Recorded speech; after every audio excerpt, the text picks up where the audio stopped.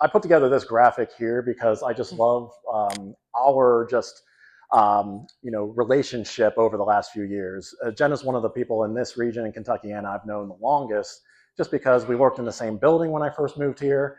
But then we also found out that we were from the same district sports area in Pennsylvania too.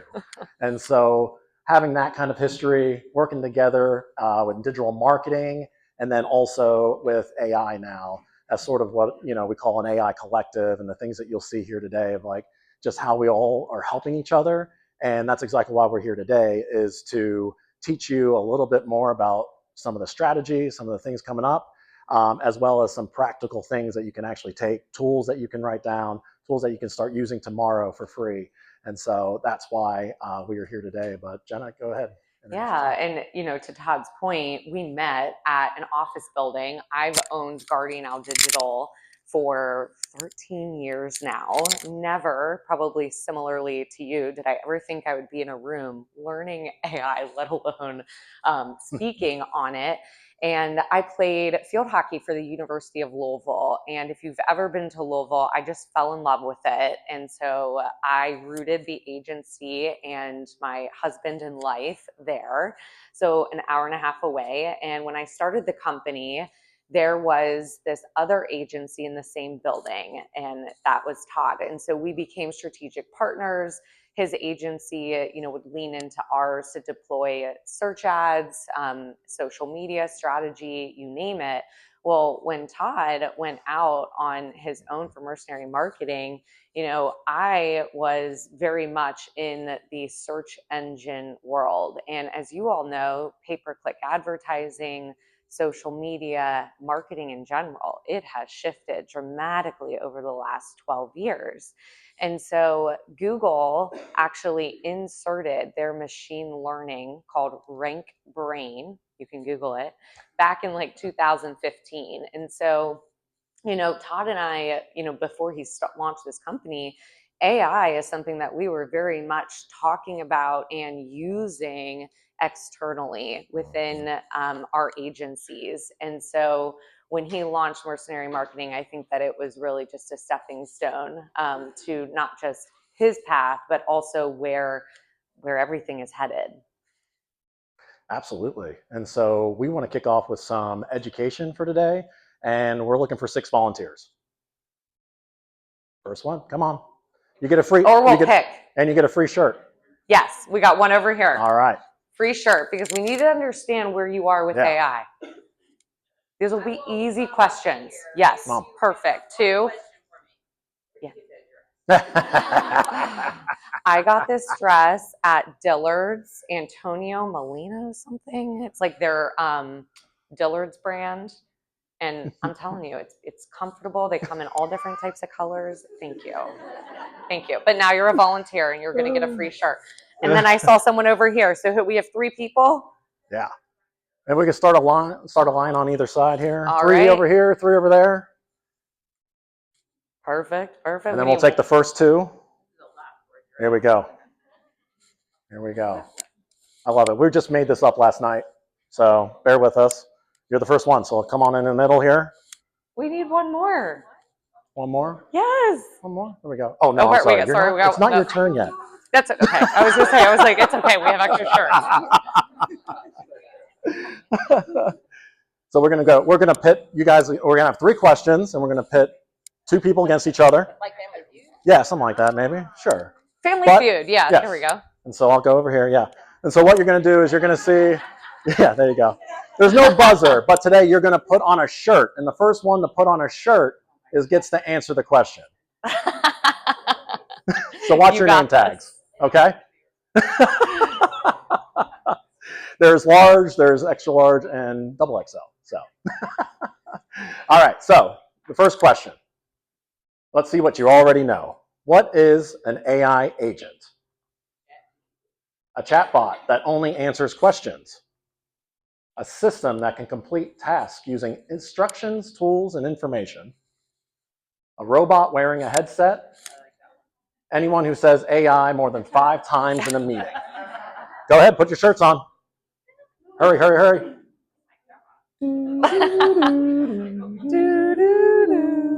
Oh, and we got one. Ah! What's your answer? Boom. Awesome. That is Way correct. to go. Woo! You get to keep your shirt. There you go. All right, how many of you guessed Oh, you can take one that fits you. All right, so large majority. Now we know what an AI agent is for the start of this conversation. Number 2, what is the best first step when using an AI tool? A, give it clear instructions and useful context. B, assume it already knows exactly what you want. C, upload every company document you can find. Or D, click buttons until something impressive happens. Go.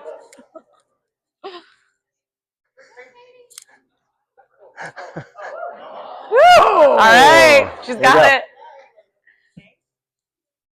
Boom. There we go. Awesome. Woo. All right. Is this a tiebreaker between halves of rooms? I know. Is that it? Got 3 from this side, 3 from over there. Awesome.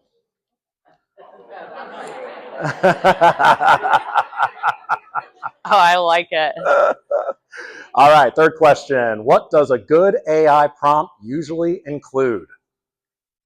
As few details as possible. Only one-word commands. A clear goal, useful context, and specific instructions. The phrase, make it amazing, repeated several times. Go for it.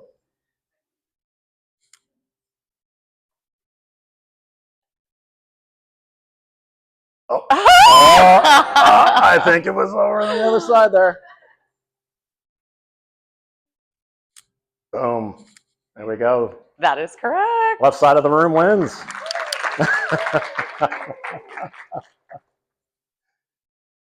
Well, it's funny, Jenna, that all these questions are going to be a little bit of foreshadowing for what we're talking about today. So that's kind of on purpose. But Jenna's going to take us away here and talk a lot about strategy and compliance, and then we'll take some minutes talking about some content too. So take it away, Jenna. And keep in mind, this is very conversational. I know that everybody is learning AI together, and I don't know if anybody still believes that the biggest cyber security risk to them is a hacker in a different country wearing a hoodie, sitting over their computer, because that's not accurate. The biggest harm right now to your organization is probably somebody inside who on a Tuesday decides, oh, I'm going to sign up using the company email with a free AI tool. And then by Wednesday, they've uploaded sensitive information to that free AI tool. And all of a sudden, by Friday, you have an issue that you didn't even know about. And so it's really, I call it the shiny object syndrome, and I am a CEO with the shiny object syndrome. And so I understand how this can work because I've already broken things. And so how many of you have CEOs or leadership, even on team members, who have a shiny object syndrome and will sign up for things that you find out about later, months, weeks later, and you're like, oh, I didn't even know we are subscribed to that.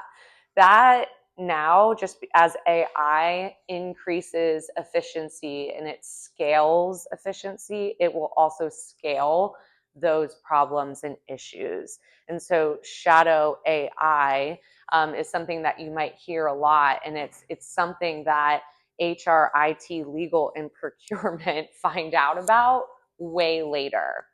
And so for you all, it's being proactive, and it's, thinking about the risk vector, because AI, if it doesn't arrive through procurement anymore the same way it usually does, you need to have governance in place so that you can reference something before you find out about the tools that nobody formally bought or that were scoped or that you knew about. So how many of you have a data governance policy right now, something you can point to for your department? Okay, so that there are plenty of hands in the room. There's probably not enough. So how many of you know that you need one? You've thought about it, but you've stared at a blank screen, or you just haven't moved the needle with it? Okay. Is there anybody in the room that's like, this is the first time I'm hearing I need to be touching a data governance policy? Okay, perfect. Yes. So this is something that, and Todd and I will talk a lot about this. AI and having these conversations is ultimately having just leadership conversations, cultural conversations, because now does governance come down to what we feel like as a whole we need, or do different departments like HR need to have their own set of policies that teams need to be aware of? For instance, if you have somebody in a different department that is downloading a free AI tool to do resume screenings, that's something that might not be legal. That is a risk. Or performance summaries. So loading sensitive information, maybe it's just by accident, right? You have somebody, a leader, who they are using everything securely on their desktop, but then they sign in and they use something on their iPhone and they upload sensitive information under the wrong account accidentally, and now it's out there and it's on maybe a personal device.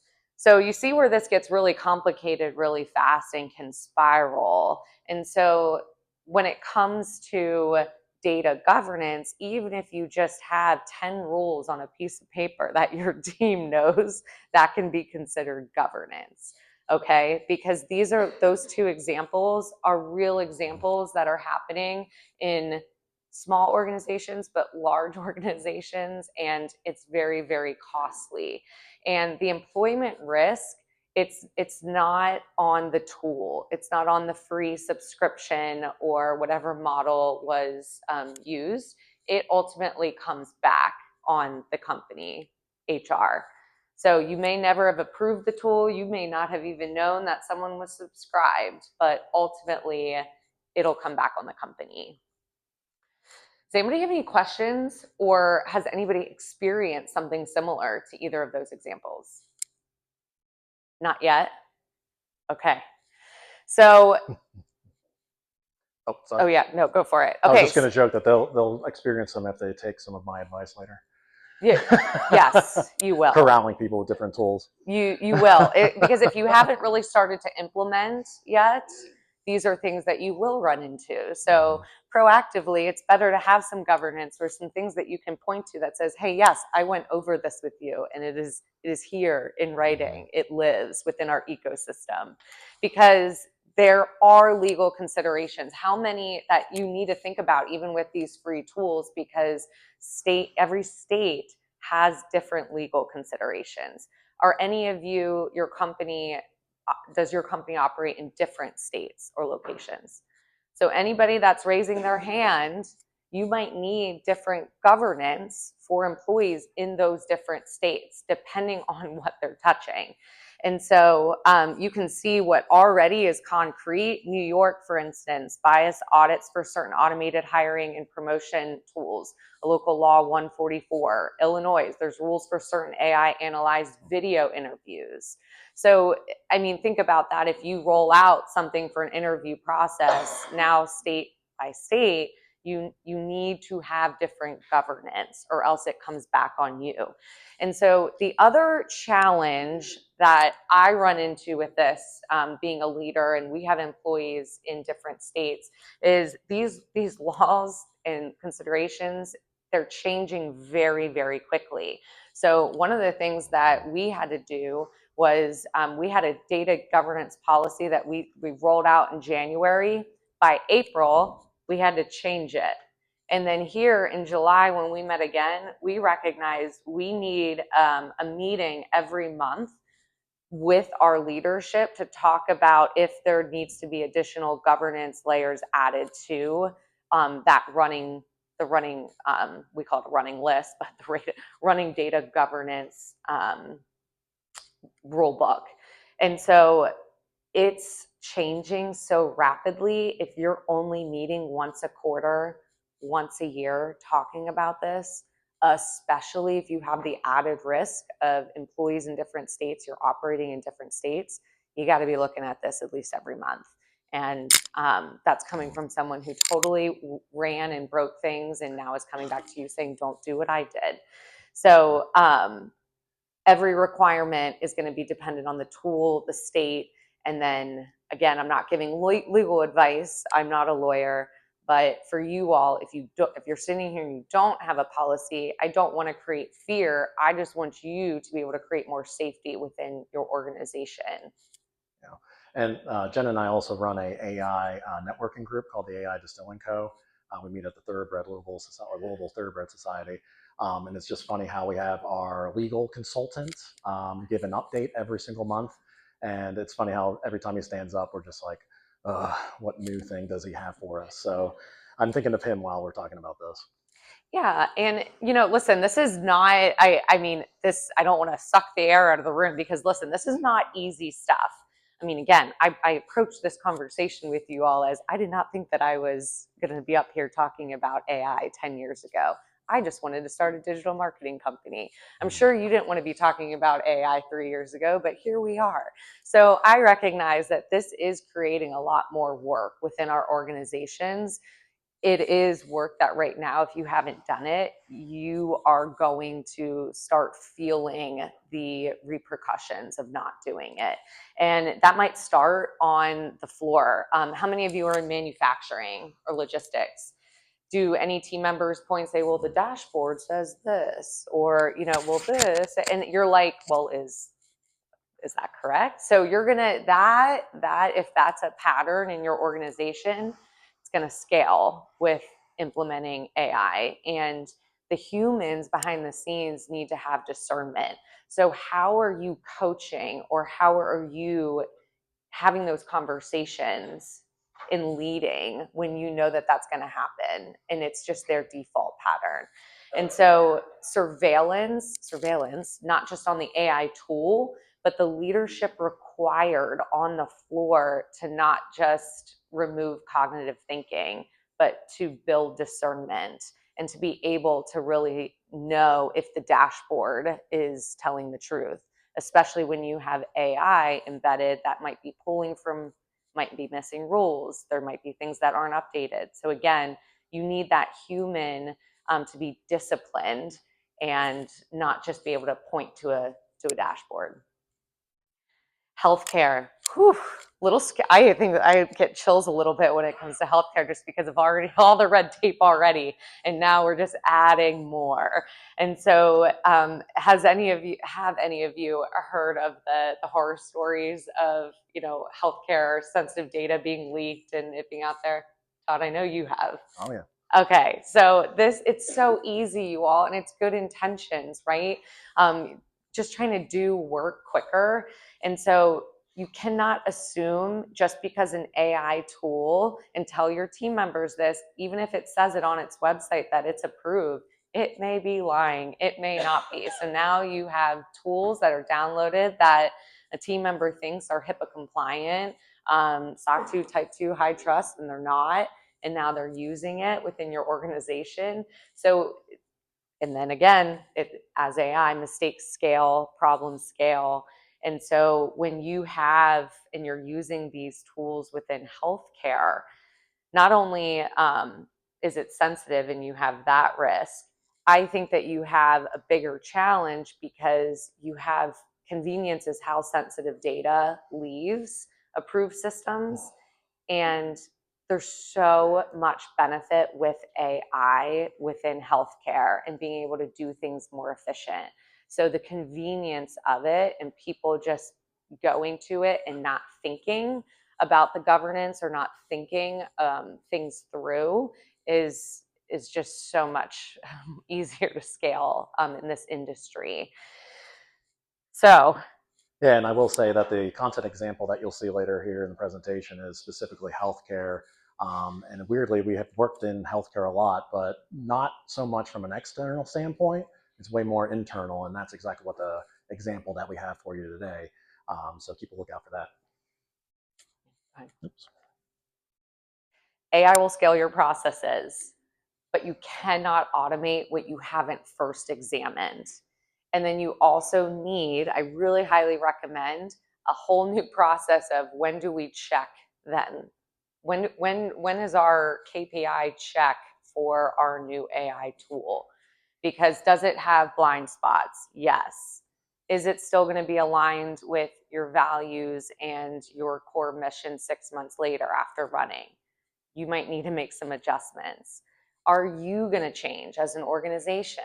Of course. So that means that you might need to add information or add learning opportunities.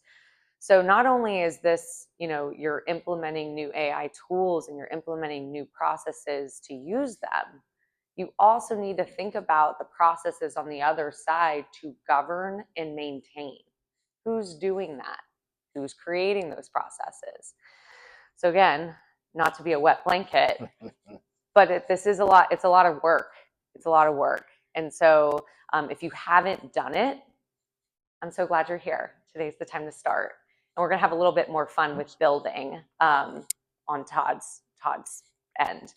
So practical applications, because of course, if you're sitting here saying, hey, I haven't done the work, but I know I need to implement something, there are low risk opportunities for you to do that. So you can use, and you may be already using this now, but you can use just a basic, ChatGPT, Claude, Perplexity AI model to draft job descriptions, summarize employee survey themes. You can generate interview questions. You can use it as a first pass or a first draft. How many of you just haven't started something because you stare at a blank screen and it's so much easier to go do something else than actually do the thing you need to? So low risk, use AI, right, to help with those things. High risk, when you're ranking applicants, when you're doing the resume screening, anything where you're recommending a safety procedure or a promotion or termination. For instance, there was a company where they created their agent, but they forgot to account for maternity leave. And so the AI model recognized a gap in the work history of a team member and used that against her for an upcoming promotion within the company because it saw that there was a leave of absence. And so little things like that, right? Again, who is inspecting? Who is inspecting and making sure that those things, those rules that we didn't put in the model are then, not used against team members. That's high risk, right? That person can go out then and potentially sue the company. So predicting individual attrition, this is, I think, also a higher risk one because you're using usually deeper data points and signals. So again, higher risk, you need to do your work first before you can start implementing these things. Because the closer the tool gets to that consequential decision, the stronger the surveillance, and governance need to be. Fair? Make sense? Okay, the executive test. Stay with me. So before any tool goes live, I think the first thing, employee or candidate data entering the tool, you need to decide that. So let's just think about that. High risk, low risk. If there's no data going in, that's personal, that's very low risk, right? 2, is the output influencing an employment decision? Think about that, right? Do you want to use AI or do you want to implement AI if it is influencing that decision? Could the outcome affect a protected group differently? These are all questions you should think about before deploying and or just implementing within your organization. Can a qualified person understand, challenge, and override the result? Can we explain and document what happened later? A lot of these AI models will log everything that they do, but you have to ask it. It can actually download everything that it did. But have you asked it to? Have you told it to? Is that part of the rule set that you gave it? So before anything goes live, you almost want to run it through your own, again, executive test and discernment and make sure that at the end of the day, if the buck stops with you, you've asked yourself these questions. And I will say, make sure you have a seat at the table when these processes are being put in place.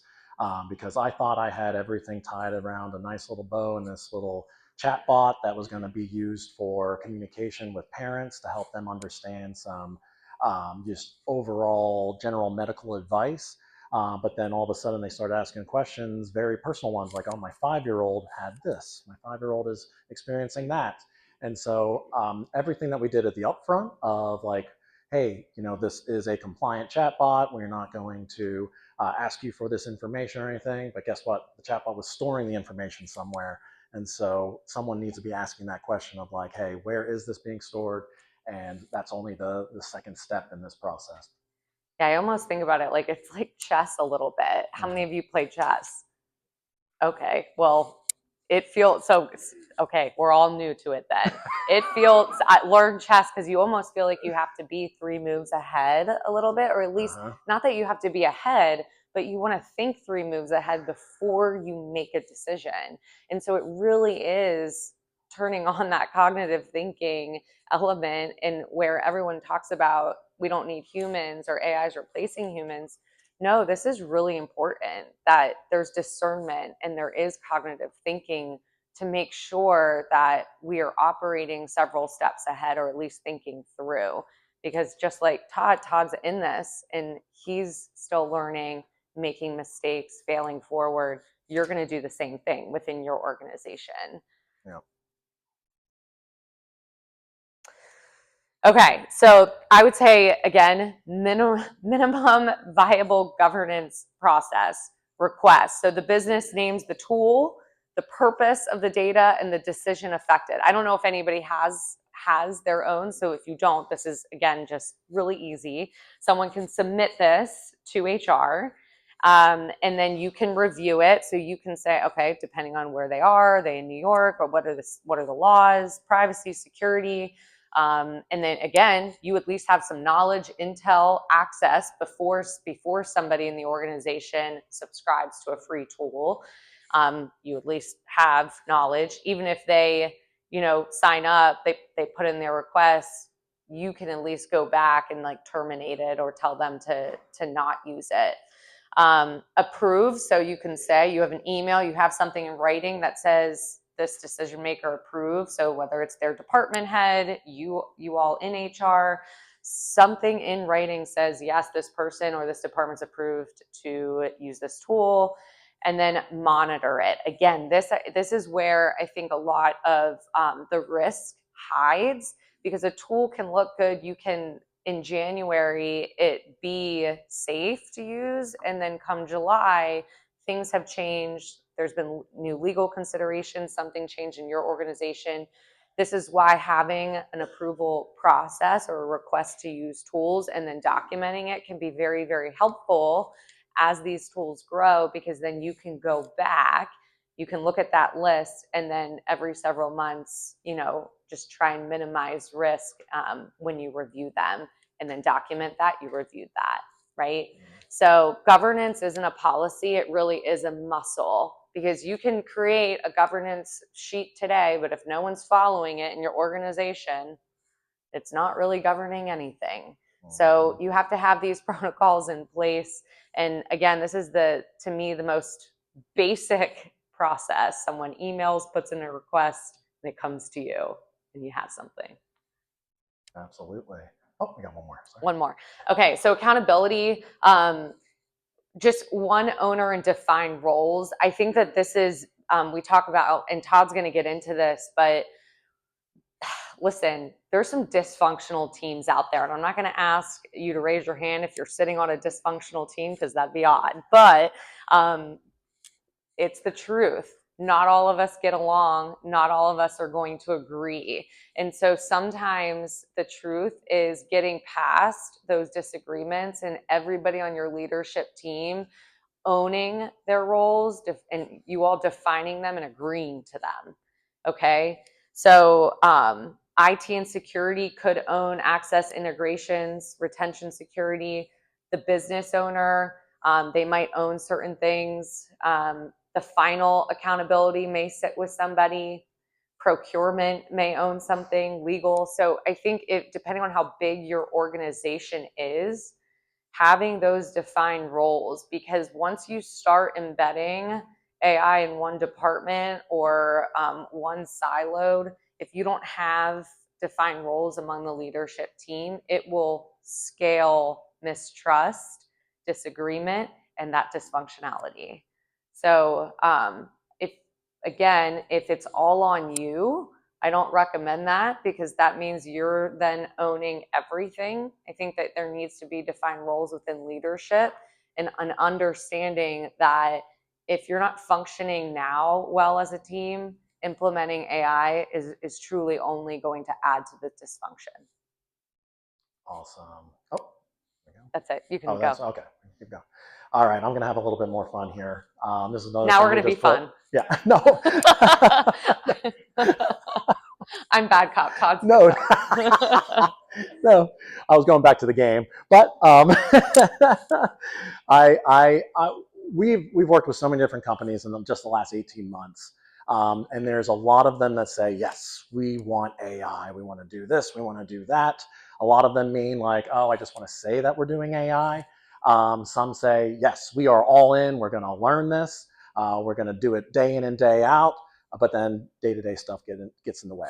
And so just for my peace of mind, my sanity, I was going to make you guys read this oath, because everything that you see here, everything we've already talked about, I want you guys to just have this in the back of your mind saying, you know what, I'm not going to stop. I'm not going to stop learning all of this. And so I'm going to let you guys take it away right now. I'll help you start out. No, you're going to stand first. You're going to stand. We're going to make you stand. Please stand, because it is early in the morning. And so we're going to build. And so this is going to be just the shift. Mm-hmm. All right. As a proud participant in the HR leadership seminar, I promise to stay curious and keep learning. I will try new AI tools, even when they feel unfamiliar or slightly intimidating. I will use fear as fuel, not as an excuse. And I will remember what I learned today, because Jenna and Todd tried way too hard for me to forget it all by tomorrow. Awesome. Thank you all. Whew. And I have that recorded too, so. And an Eventi We'll list. find you. But to make sure that you can remember it, we will have a QR code at the end here. There's a full landing page with a ton of links and a full video, 25-minute video explaining all the ins and outs of exactly what you're going to see in the next few slides, because my superpower over the last 18 months since starting my own business is overwhelming people. Part of that is strategic, part of it is accidental, because I get too excited about something and I think everyone should be excited about it. Others think, whoa, that's way too much, or it's way too personalized. I already don't even like getting display ads that reflect something that I thought or shopped for the other day. So Todd, bug off. But we have everything else in here as far as just the overall presentation, links to our LinkedIn profile, contact information, links to a lot more. I mentioned the AI Distilling Co. But most importantly too, there's also step-by-step instructions. So no matter if you use Copilot, Gemini, ChatGPT, whatever it is, we do have linked instructions in here. So some of you be like, hey, there's no way in our organization we can do something like this. I would test it and say, hey, this is more of an internal thing. And we will want to just control it in an environment, use it internally. It's not meant for external purposes. And that's kind of what you're going to see here. But another best practice thing that I like talking about is AI produced versus AI generated assets. I love using the Coca-Cola example here, because when they did their Christmas commercial last year, they got a whole bunch of flack over it. Those polar bears just did not look as classic as once before, right? And they got more of the public scrutiny and things. And so I think even with that, of the public perception of it, you can still get yourself screwed in a lot of ways, because if you have a marketing team, or if you're creating content on your own, because the content we have here as an example is later on here is, you can create this stuff yourself and you can start tomorrow. That's the whole gist of this. No matter what tool you use, you can start tomorrow. But I want to make you aware of everything that you'll see in this presentation is AI produced, not AI generated. It is taking the things that you already have, all those handbooks, all those questions that you get about PTO and everything that you've repeated over and over again and people still don't get. Those are the things that you can take and then feed into a system that works for you and make sure it's still compliant. But a few of the things here and the risk of AI generated content. I mean, these things that I'm showing here in this GIF, those are all things that I got from a client, and I just animated photos to make it happen. And so we have their brand in a little ecosystem there of like, nothing is going to change it. We're going to make sure that we use approved assets and be able to create something much, much quicker than them paying $30,000 for a 30-second spot like this. And so just want to make sure that you guys are aware that if you have a team, you're generating something, that AI tool could be pulling a background from an artist that you're not aware of, and then you're committing copyright infringement because the AI did it for you. So keep those things under consideration. And then also, we're going to see a huge price, not huge yet, but it's just going to incremental as we go along here. These AI tools, they're getting us in because like, oh, it's only $20 a month. Enterprise level, ooh, we can have 50 users, and it's $10 a month per user. Prices are going to go up. And so one metric that I think we should just always keep in mind is how many times are we using the tool? How many credits are we using? The more precise that we can be, and I'm going to show you how precise in this example, but it's going to be very, very important, especially from a cost standpoint, whether it's in your own department or overall as a company. So this is what I mean by, we were debating whether, do we call this an AI agent slide? Do we call it AI employee slide? Is it a chat bot? We kind of just threw it all under one as far as a compliant content generator. And that's what I kind of meant by, all the links that we have in our landing page with the QR code is, there's an instructions. So, how many people are on Teams, Copilot? Anybody using that? I know it's very popular in Microsoft. Yeah. So that's something where that might be a case where you guys aren't able, because of your company structure, you're not able to create an agent. We have those instructions in there in case you are. So all of that is, on the back burner, I think, for today, because you could come to them and say, hey, I have this system to create content for HR, use it for leadership conferences, use it for our CEO, and you can say, hey, I got this process. I want to have access to Copilot to create my own agent that has access to a knowledge base with all of our handbooks, with all of our executive materials, with our presentations, our education. And so you come to them with this 5-point plan. I hope that you can get that approved to make sure that you can utilize some of the things that we're talking about today. So with that first instance here, this is the healthcare example. And I've gotten away with a lot here as far as testing goes. Because this is a concierge pediatrician firm, and but even though he used to work at Norton, and the great example of this is I'm taking a newsletter that they create on a consistent monthly basis, and I'm saying, all right, well, this is approved content. This has gone through the ringer of all of their approvals. All of their pediatricians contribute to it. They sign off on it. The PDF is made. This is his page of it. And so I know that this is a compliant, healthy piece of information that I can take and turn into a bunch of different pieces that can be consumed, whether on social media or through their email newsletter. And so this very first one is, let's say you get a compliant AI agent or tool that helps you generate content inside of your organization, or maybe you're using something on the side. But this is taking that newsletter, giving a prompt of using this attached information, create a 1-minute podcast. Because after this, we're going to get even creepier of cloning this guy's voice. And so we want to take that newsletter and we want to turn it into something, hey, what is Steve? How's Steve's going to say this? He's already put a bunch of his writing in here. And so how are we going to take this and put it into his voice? And so when we clone it, his voice, make it sound like it's coming from him. And so that's what I did here. And this was an example of how I even did this before they even brought this on board.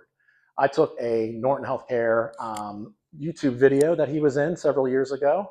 He doesn't wear that kind of color or have that haircut anymore, but it was a good example of his voice. And so you're going to actually see and hear the version that came from this YouTube, as well as the cloned version of his voice that came out of it. And I'm kind of kicking myself now. I wish I was, I wish I didn't actually name them yet, so you can kind of guess which one's which. But before I did that, or before I had my cloned version of this, and again, I'm going to have a list of all the tools at the end of this too, and also on the website. This are screenshots, and going back to what I meant, like you can start doing this, an hour from now. I really mean it, because inside of 11 Labs, one of my favorite AI tools, you can just go ahead and take that MP3 that you downloaded from YouTube, upload it right here. It will clone the voice in literally 5 seconds. And so then from there, you're able to remove the background noise from all of that, make sure you have a pretty solid voice to take from. You can edit it as well, make a few tweaks in here and there. But the moment that instant voice is created, you are able then to test that out. And so this is a little preview of what that YouTube video sounded like. Hi, my name is Steve Johnson, and I believe I'm the only person in the state of Kentucky who's duly licensed as a pediatrician and a child psychologist. And then this is the AI clone voice. Hi, I'm Dr. Steve Johnson with Direct Pediatrics. As summer begins, we're encouraging families to create more real-life experience. Now there's a difference, but there's not much of a difference. Would you agree? And so we take that voice, and then we're able to take that script that we generated. Again, this is all, you'll see in the video, I mean, it's only a few different clicks, few different buttons that you're pressing. You generate can do something. this today. Yes, do this today. Upload that script to 11 Labs, generate that speech. You'll get 2 different versions, and I call it out in the video that we created, is I highly recommend the 11v3. Make sure you got the right voice in there, but you will get an excellent piece of information. It will do a lot of timing for you. It will add pauses and things like that. There's very little editing involved with this. And so then what I love doing is there's a cool tool called Buzzsprout. There's plenty of other podcasting tools like this, but this one is extremely cost effective. They also have a free version. If you upload a podcast or an audio version of this like this, it will last on Spotify or iHeart or YouTube or anywhere that you put it for 90 days for free. And so I love this kind of thing because I talk to a lot of clients, especially ones that like pediatricians or schools or educational firms, and be like, well, I want to meet the parent where they're at. They don't have time to sit down and watch a video. I would rather be on Spotify so that they can listen to this while they're in the car line, or they're picking people up, or doing this, or running errands. And so that's why I show this example, because I just love how easy it is to take that MP3 file from 11 Labs, put it into BuzzFeed or Buzzsprout, and upload it to the right place. And then in 24 hours, you have your own podcast on Spotify, just like that. You can look like the coolest department in your company. And there's an example of how that, congratulations, your episode is published, and then in 24 hours, you'll have it on there. And then the picture on the right side here is Direct Pediatrics updates. Now everybody, and I can bet, and they've shown me the metrics, there's no one reading that newsletter. No one. None of their 2,000 patients, no one's reading it. But now they have an audio version of it, and they can download it, and it's in an app that they're already using. They're going to listen to it, and the metrics have shown that. How much is 11 Labs per month? It depends. I mean, even the beginning on the free one does a lot. I mean, you get like 1,000 or 3,000 credits with it for the free one. And then the paid version probably starts at like $4.99 a month. So for less than $10 today, you can create this newsletter for your company. Yep. And another tool, if you've never even edited a video before, maybe you've used Canva in the past, I highly recommend V.io. I think it is one of the most user-friendly video platforms. And I took a screenshot of this, not to show you all the pretty colors and bars and things like that, but it literally is just taking that MP3 file that you see in the bottom middle there, but also just adding some music to it, put a background, put some text on top of it, add your logo that you have or may need to create. But again, that agent that you build at the beginning can create that image for you.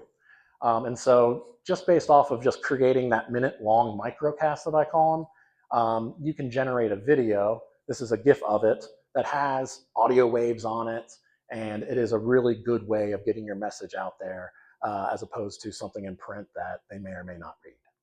And from a business example of this, podcast production companies, a few years ago, our company, we were investing roughly $2,000 a month to put out podcast episodes, do like the production of it, video, all of it. Now, I mean, we're operating just with these tools and our own team. And so that all those funds have been reallocated, right? Yeah. And so these are all things that you can be doing, and not to say that you need to, fire your marketing or like podcast production company. I'm not saying that, but if you haven't moved, if you haven't evolved, these are tools and opportunities to test, not just in HR, but in other departments to help lower your operating costs. That is a great point, because I forgot to mention, and I hope some people are thinking of this, is like, man, I can't get our CEO to sit down for 1 second, and let alone record a 6-minute video for our next, leadership conference that we're hosting. And so I use Steve here as an example because of how busy he is. Oops, sorry. But he's so busy, I can't get, if I can record him once, I can use him in any form or fashion then as I want from an audio or video standpoint, because audio is not the only option that we have here. But I also want to call out that V does a really good job. You hit that drop down there that's circled, you can turn that, that 9:16 vertical asset that can go on YouTube or TikTok or anywhere else. But you can also turn it into a 1:1 video or audiogram or GIF that goes on LinkedIn. And so you can add more algorithm-friendly content in a few clicks to what you're already doing on LinkedIn. And then let's get a little crazier, because then we can take a photo of Mr. Dr. Johnson. And I will show you an example of what a photo avatar looks like versus a video avatar, because he was so kind to let me to record him and also take pictures of him. But just to show you how freaking easy it is with HeyGen, one of my favorite tools from an avatar standpoint here, is you can just take that photo of Dr. Johnson, your leader, yourself, anyone else in your department, someone who needs to do a webinar and they don't have the time to do it, take their photo, upload it, and clone them, add the voice that you already created, select it, add that script again, put it in their system, and then you get something like this. Hi, I'm Dr. Steve Johnson with Direct Pediatrics. As summer begins, we're encouraging families to create more real-life experiences. So that's the photo avatar, and then this is based off of what he does video. Practicing pediatrician. And so there's differences between the two of them, but just even with a photo, it blows my mind each and every time. One of my favorite things from last year is I did an entire pitch for a client using the CEO that they were pitching to. And so it was kind of just taking assets of that CEO on YouTube and other things and turning it into an avatar so that they just blow their minds of like, hey, we didn't even present to you. We're just going to make your CEO present to yourself. So I thought that was pretty cool. And again, going back to data governance. So of all of the departments of your organization, is anybody using tools like this? Mm-hmm. What happens if they put another employee in one of these tools and create an this is where things can really go sideways depending on your organization and culture, which again, I know Todd, he mentioned he gets really excited. It's so exciting. Again, before you start using these exciting, shiny, really cool tools, make sure that you have rules in place, because it can get out of hand really fast. Yeah, and I realized I thought this was the screenshot, but there are things built into these platforms that are putting the responsibility back on you. So if you're uploading someone's voice, like your CEO or someone, they're requiring before they even create the voice that you are, allowed to do it and that you take on full ownership of it too. So all these AI platforms, that indemnification clause, they are requiring that you own, the responsibility for what is generated off of it. So keep that in mind as well. Sorry, more noise. All right, there we go. More noise again. Flipping back and forth.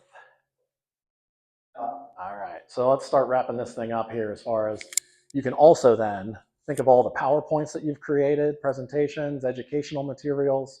You can take that same avatar, add it into the bottom right-hand side of a PowerPoint slide, and you can create a really engaging PowerPoint presentation with that avatar without having that leader, without having that organizational person inside recording anything. You can save people time and create those assets all in the same tool called HeyGen. And so this is me then taking it a step further, because that's what I always do, is taking Dr. Johnson and turning him into an animated figure to make more of a point of how much you can take this and adjust it for your needs. I'm Dr. Steve Johnson, practicing pediatrician. I'm Dr. Steve Johnson, built to make pediatric knowledge accessible anytime. We work together so parents never have to choose between speed and trusted care.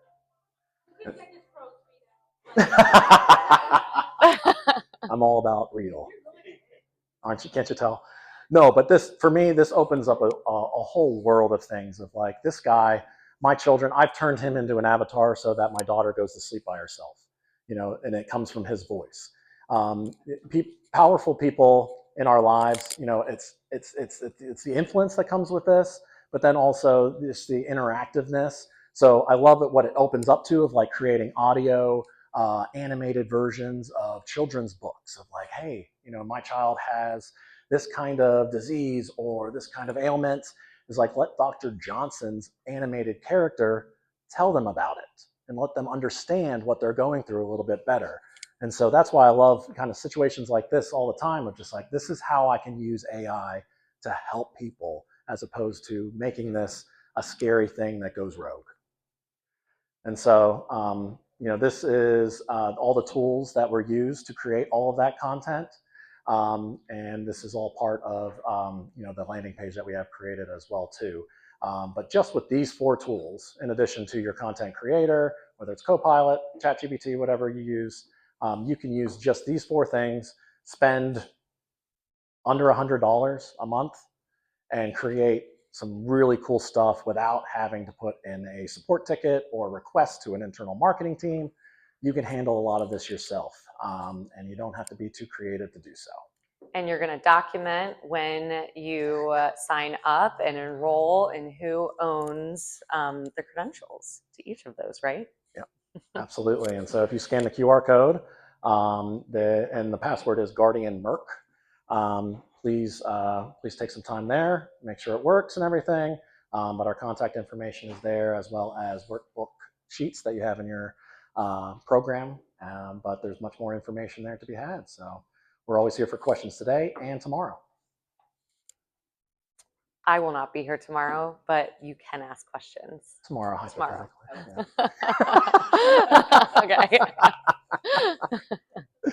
Yes. Like your opinion on ChatGPT.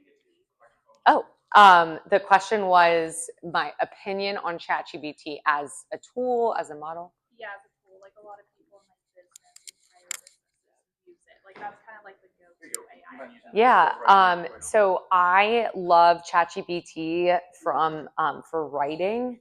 I love Claude and Claude Code for building. And so if I'm looking to do anything with PDF or storytelling or presentation, I'll go to, I think ChatGPT is just better. If I'm looking to analyze data or spreadsheets or forecasts or build anything, Claude to me is just such a better I mean, Fable is unreal, that model, and Opus as well with Claude.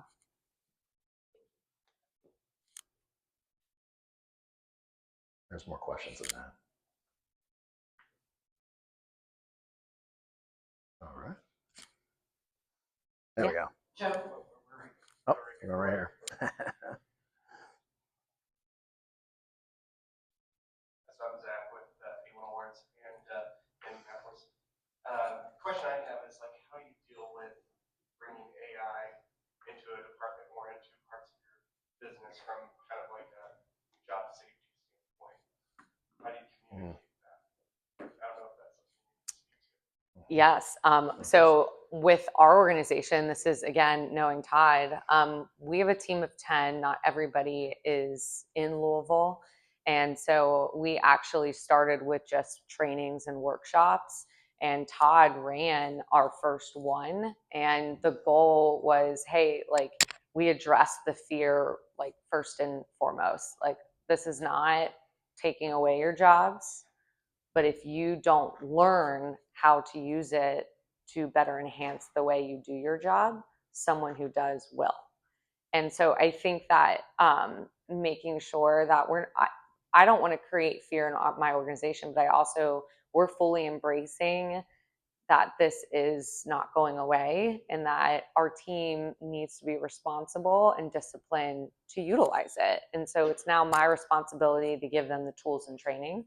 So we address that, like the mindset shift, the fears. If they have fears, what does that policy look like if they need to come to me or a leader? And then we went into the data governance part. How do we want to use it? What core values do we want to keep in mind? And again, we really had that truthful conversation of how do we want to shape this? What problems do we want to solve first? And that's where we started, was let's just fix an operational problem. And then we looked at marketing. We're like, well, let's use it for this. But every organization, I think, that's going to be personalized to you. But I do think before implementing anything, having the conversation and communicating where this is coming from, the why behind it, and then where's the company going is so, so critical.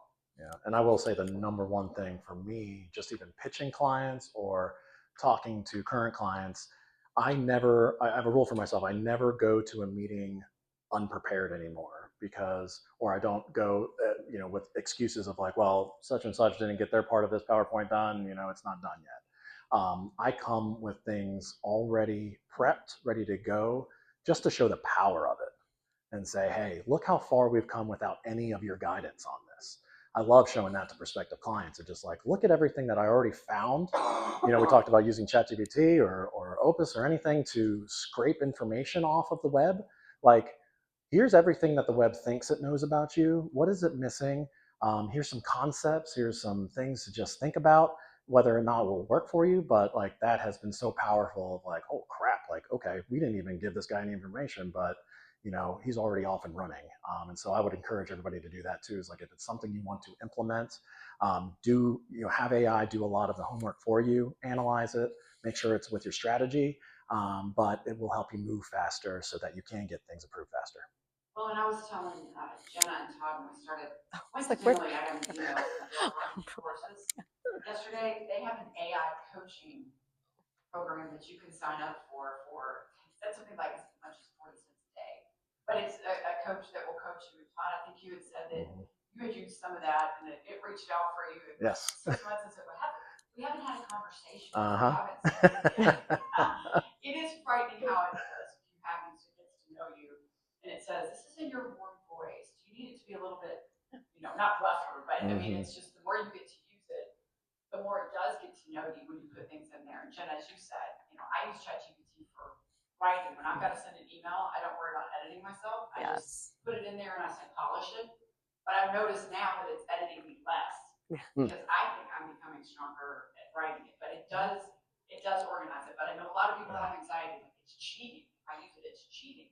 I think if you're using it in the way that you all are talking about, it just makes you so much more productive that, Jenny, you said that I can be focusing on bigger things. Yeah.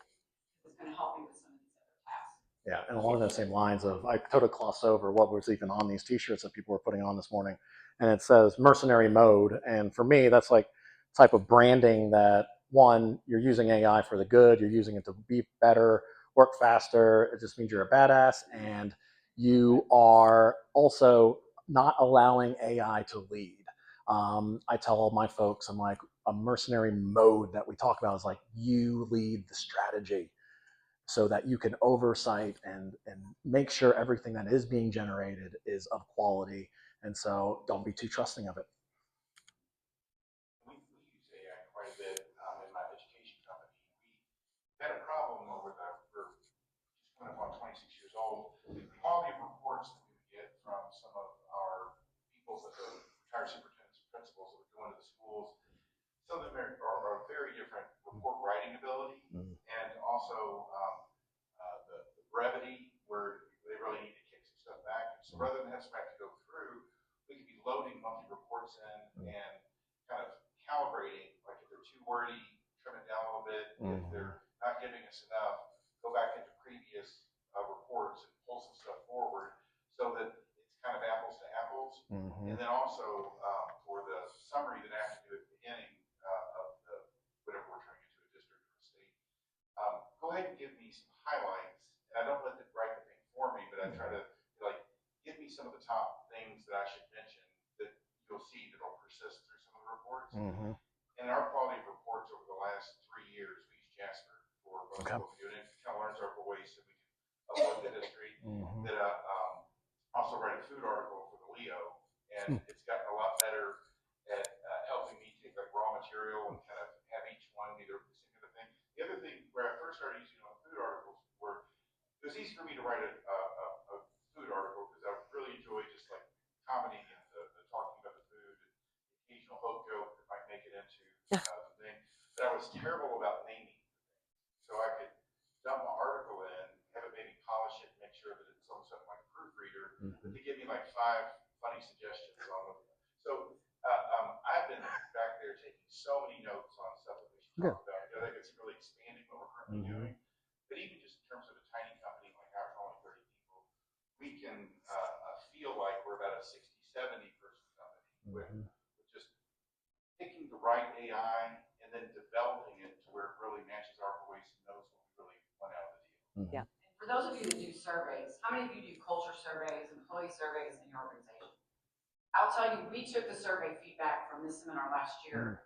Joe put it into, I can't remember, did you put it into Jasper? I think I put it Yeah, and he said, give us a report, highlights, themes of the feedback from the conference. It was awesome. So we take this Excel spreadsheet and put it in and go through the data, organize that. So I know when I was at UPS, how much time we spent going through surveys. Yeah. And having to come up with that on your own. And within like 30 seconds, you can put that data in and it will give you the themes. It will Amazing. It's such a time saver, such a time saver. So. And now Hope and Joe don't have any excuse of taking your surveys, putting it into a script, then making a video and sending it out to you guys in about 30 minutes. They can do it today.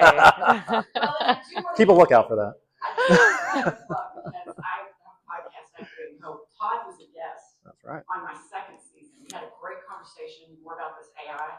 I encourage you, if you are into podcasts, it is available wherever you get your podcasts. Yeah. It's called Activating Hope. He was a great guest, and so we continued on some of what you talked about today. So if you want to learn more about that, I encourage you to check it out. One of the other things that I thought of for Hope's podcast is it's an audio only thing. But after watching you all speak today, the idea that you can upload some pictures of people's podcasts. Hope you want to have everybody be like camera ready for everything. But if people do, like I watch more podcasts on computer where she likes to listen to them while she's working out. We can animate the whole thing, take all the existing podcasts and give a visual version with no more work other than just finding the right tool for us to do something. Okay, I have an avatar then. Exactly. Yep. All right, we have to. There you go. Avatar can send Joe the grocery list and everything else.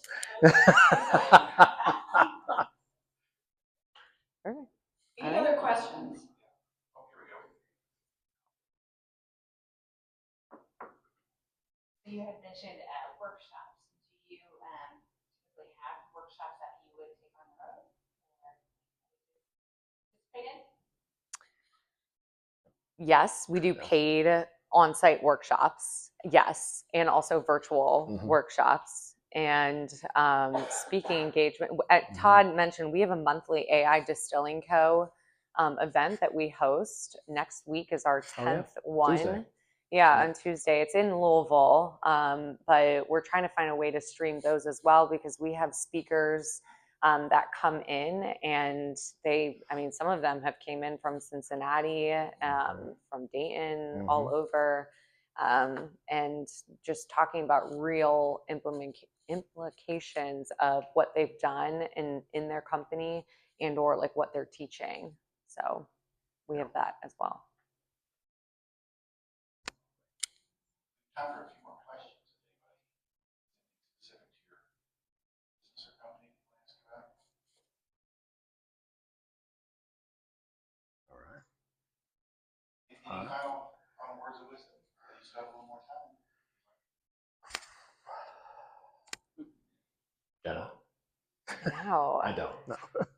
No, I think the biggest thing is change, and change is hard. We were talking earlier, 45% of what we do every day, like as human beings, it's like default.